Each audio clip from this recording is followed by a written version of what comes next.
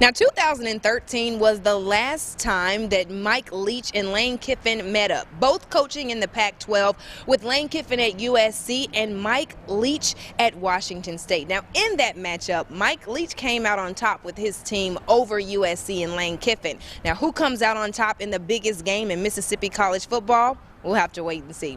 But I suspect that this will be a game that will be tight all the way through, and it'll be a battle to the very end because these are two top 10 teams. And the Yellow Jackets, 20-2 on the season. They're not trying to get that third loss tonight. But what may come as a surprise is that QB1, which was Tommy Stevens today, was the first person to put the Dogs on the board with the first touchdown of the game. And he wasn't supposed to start initially. It was supposed to be Garrett Schrader. Normally this time of the year, spring season for college football players would just be wrapping up and they'd be getting ready for summer workouts. But with coronavirus closing facilities across the country and putting a big question mark on the 2020 season, seniors like J.J. Russell are finding new ways to stay ready. What came as a surprise is how DJ Stewart Jr. had these stands rocking with his best performance this season. Now tonight the Dogs are relying heavily on Reggie Perry, just as the Rebels are relying heavily on senior guard Brian Tyree, both of them being SEC leaders. Yeah, last season the Blue Devils went 8-3, a winning record, but then lost in the first round of playoffs against North Panola. Well, being faced with that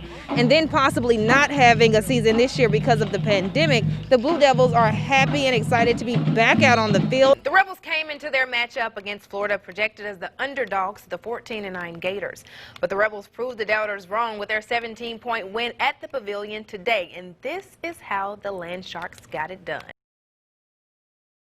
Alyssa, yes, I'm here outside of the Manning Center where the Ole Miss football team practices. Only today, there was no practice after head coach Lane Kiffin allowed his players to skip practice and take to the Oxford Street in protest after the shooting of an unarmed black man named Jacob Blake.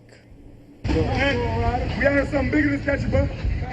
We out here because we died. Powerful words from senior defensive end Ryder Anderson as the Ole Miss football team marched against racial injustice. Don't shoot! Don't shoot!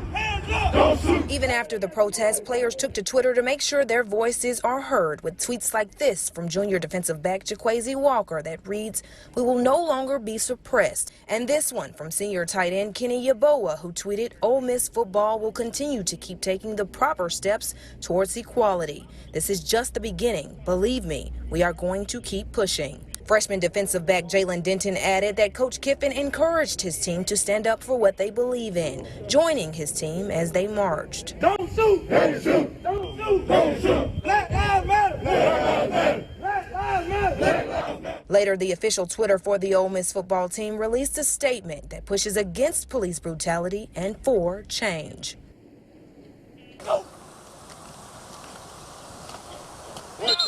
For the TCPS football team, getting through the season is already an obstacle because of coronavirus. But today, just getting through practice is tough for the Eagles after the pandemic claimed the life of assistant coach and mentor Rob Barnes. It's just hard losing him.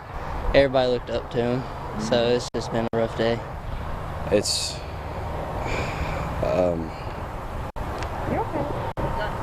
it's just tough on us.